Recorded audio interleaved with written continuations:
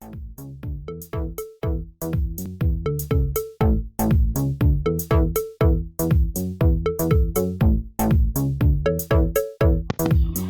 what is just as important as great food in your restaurant?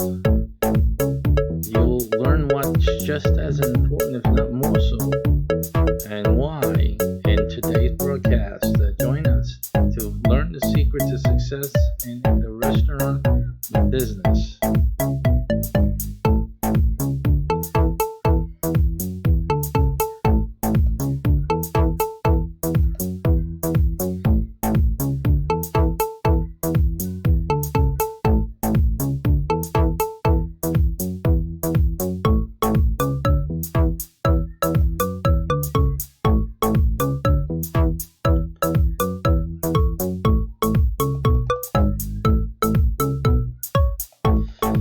Hello and welcome to another broadcast. Today is restaurant day in my broadcasting schedule.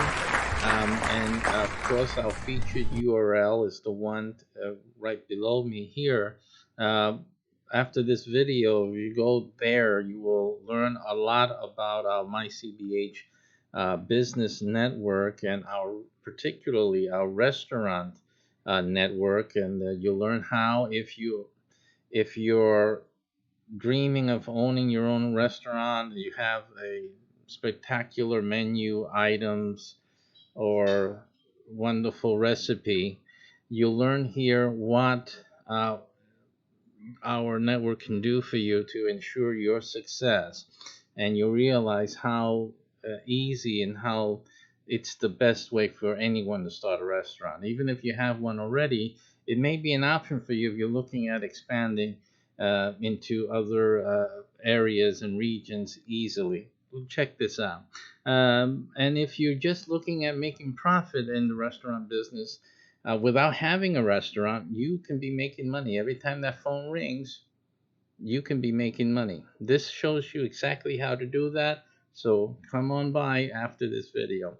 In this video, we're going to talk about the key ingredient, because in all these things we talk about food. When you talk about food and food preparation, we're talking about ingredients, right?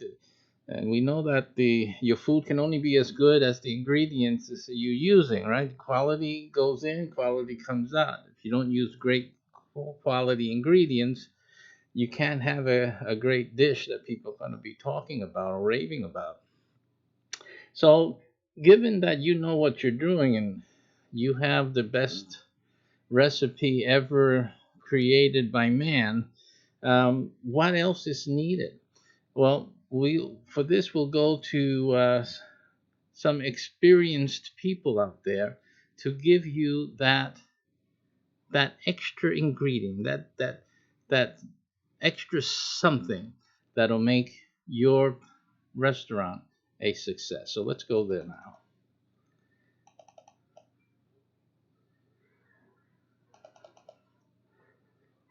Here we are at this. These are feeds that I get for basically most of my videos.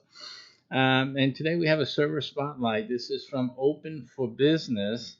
The URL is openforbustable.opentable.com, and that's the origin of this entry today. And so here we see a wonderful picture. I love what they're doing here with the wood as a tray, using it as a tray features. It's fantastic usage of raw materials, right?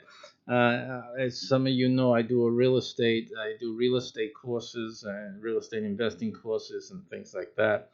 And so a lot of people don't know what can be done with resources on their land and whatnot. This is a very good use here. It's a great idea. I'm going to tell you right now.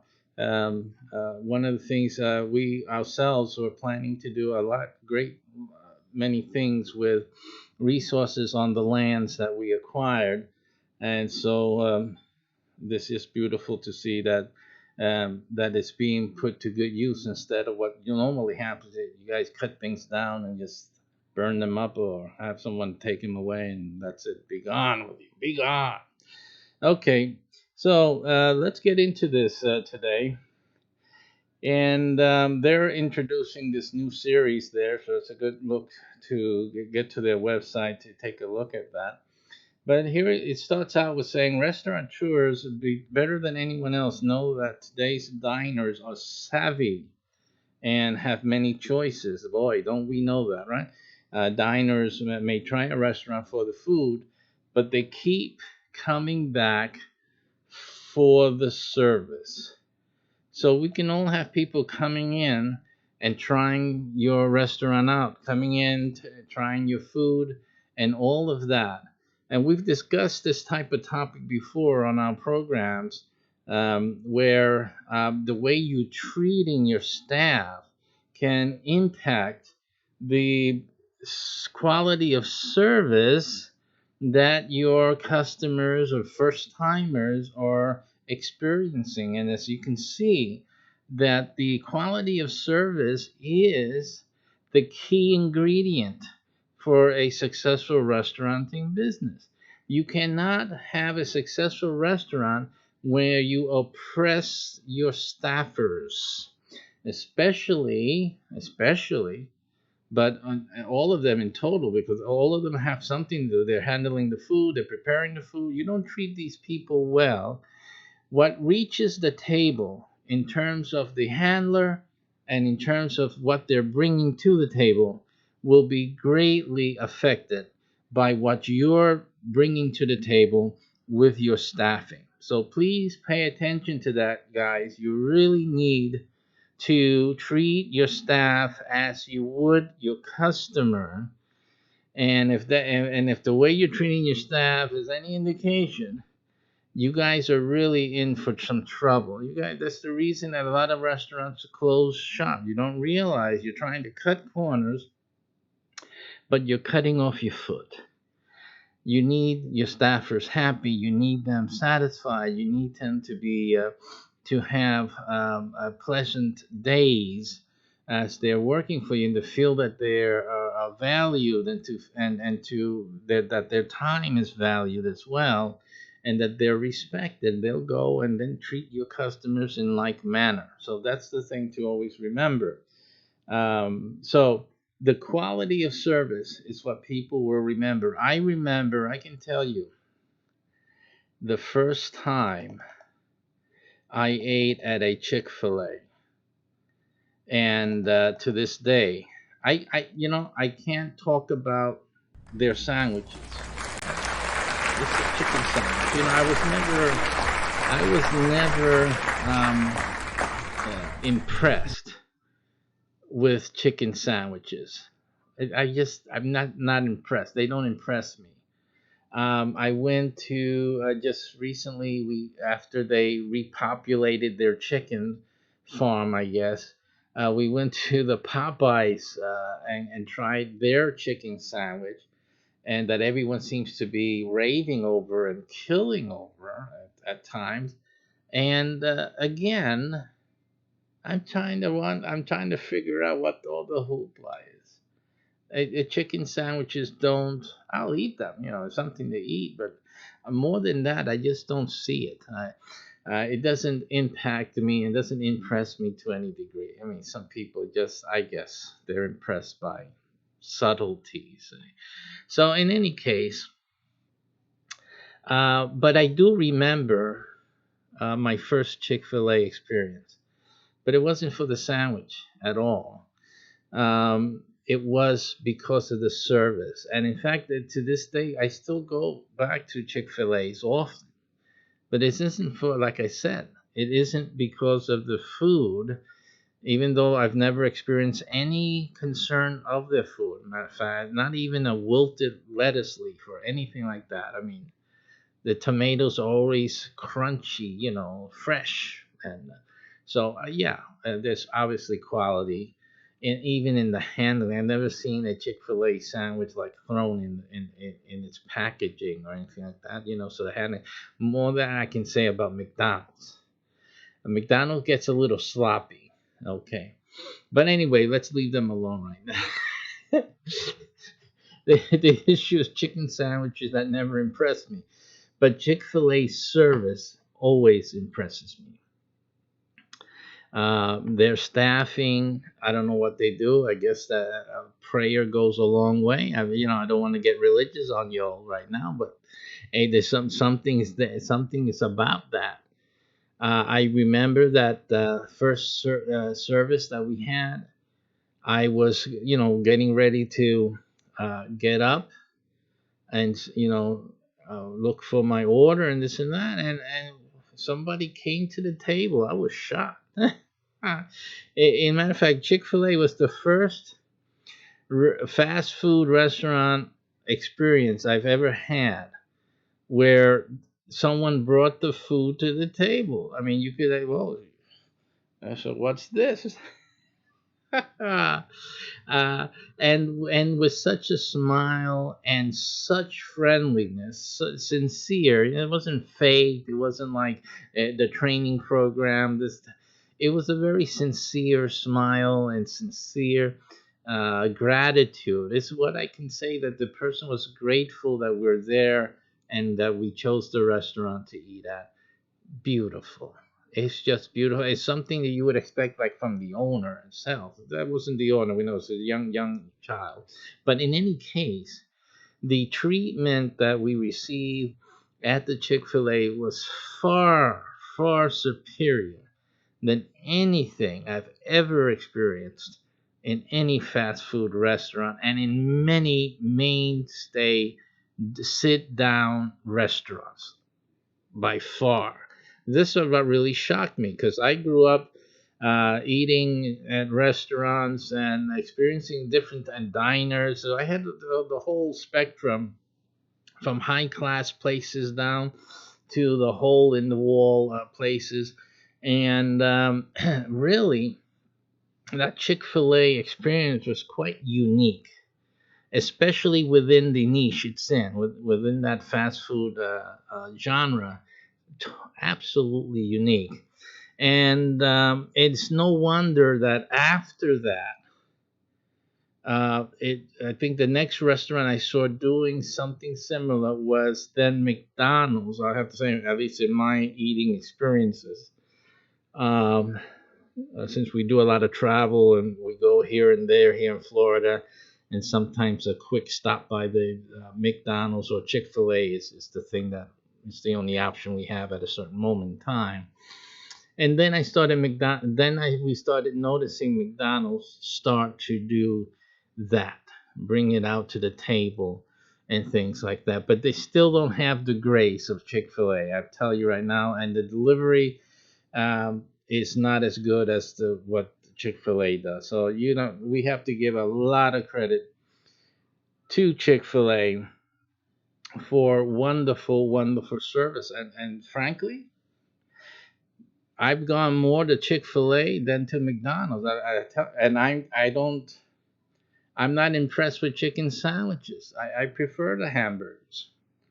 I prefer hamburgers, but I'll stop at a Chick Fil A more often than I will at a McDonald's, even with their direct to table service, because it just does not compare. Really, does not compare. I think they need to pray a little more. But in any case, but it goes to show, what happens is that the culture in the kitchen, the staffing culture is very different in from the between the Chick-fil-A and any one of the other competitors there. I think the main reason they're so successful is because of that culture. The culture of a business has a lot to do with its success. I mean, any business, if you advertise enough, you can get customers in, you can transact business.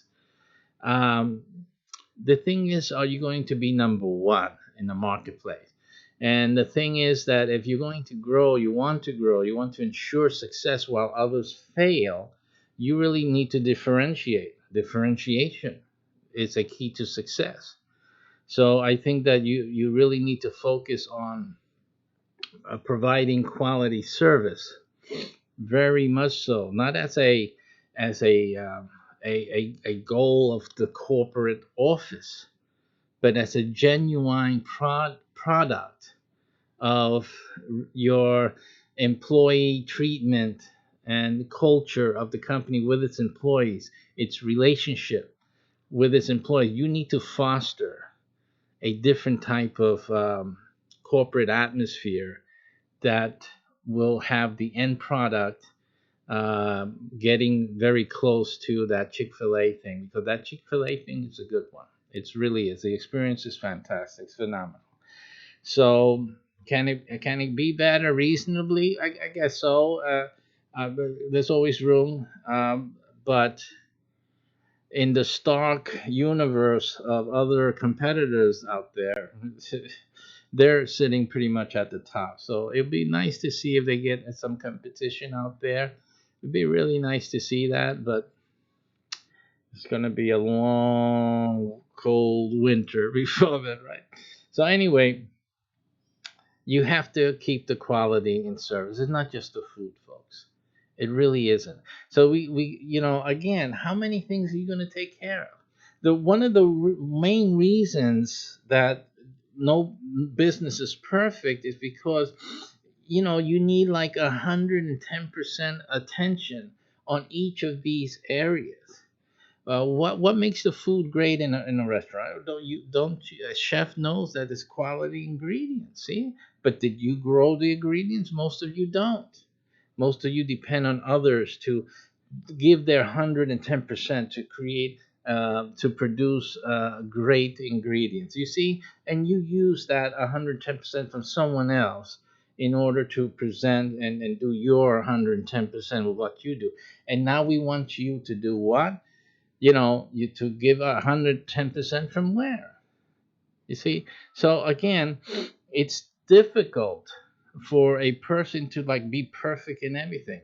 And we see that the restaurants here, the restaurant business is a lot of details, a lot of things that an owner and a chef, if it's a chef owner or not, but the owners have to deal with. They're looking at other factors. They're looking at lowering the cost, yet trying to maintain some quality and for profits.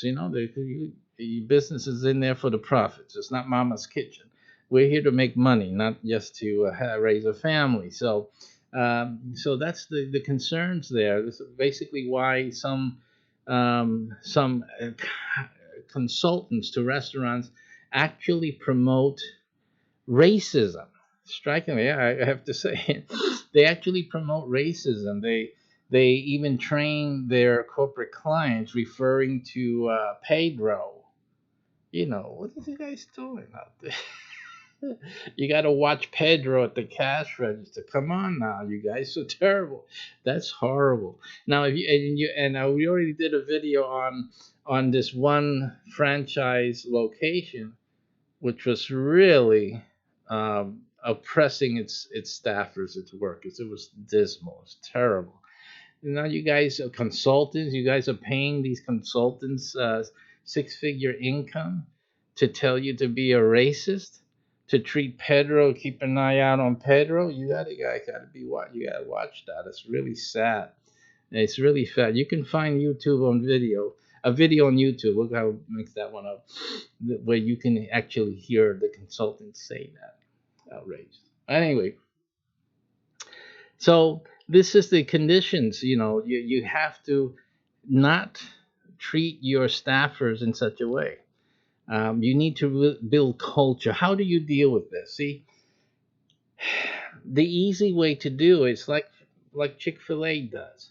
It builds a culture. It's not building a business in that sense. It's not building the business to be like that. It is building a culture so that the business can be that way. So you need culture developers. You don't need business consultants. Most restaurants, you should have a culture developer that works with the business developers, with the corporate guys. You need a culture guy so that you can work together to build a great atmosphere that when people come in, they receive the service and they sit in this ambiance of happy workers, friendly, serviceable, come and they bring and partake, because they're partaking with the client in the meal. They're part of the meal. The meal tastes better when Pedro comes with a smile and so friendly and treats you like you're the king. You just came in to something else, whatever else, and actually goes above and beyond, to make you feel comfortable, make your children feel comfortable, welcome, and appreciated. This is invaluable. You always got to get repeat customers, and always new ones from the word of mouth. So that is just as important. I think it's vital that you're able to build that culture. So culture building in a restaurant is your easiest way to develop that end result, which is happy customers and returning customers and referring customers. So that's the best situation that you want for your restaurant. And the last line here, wonderful line here, which I'll show you right here, and with that we finish, is a statement shared by Alicot CEO Jeffrey Bank, and he's referring to one of his key ingredients for success. And the one thing he said, you can read more at their website, is we want everyone to feel like they're home. See that? We want everyone to feel like they are at home. That's a wonderful statement. And let's switch over here. So that should be the goal. But again, like I said, it shouldn't be the back office goal. It shouldn't be the business goal. It shouldn't be the corporate goal, right? It should be the culture that you develop your company around. So if you're in the best advice to you, if you're in the restaurant business, second to this advice here, is that you build culture. Build your culture, and everything else will fall into place. Great success to you, and bring your culture here. Let's start the culture with this. Take care, and see you next time.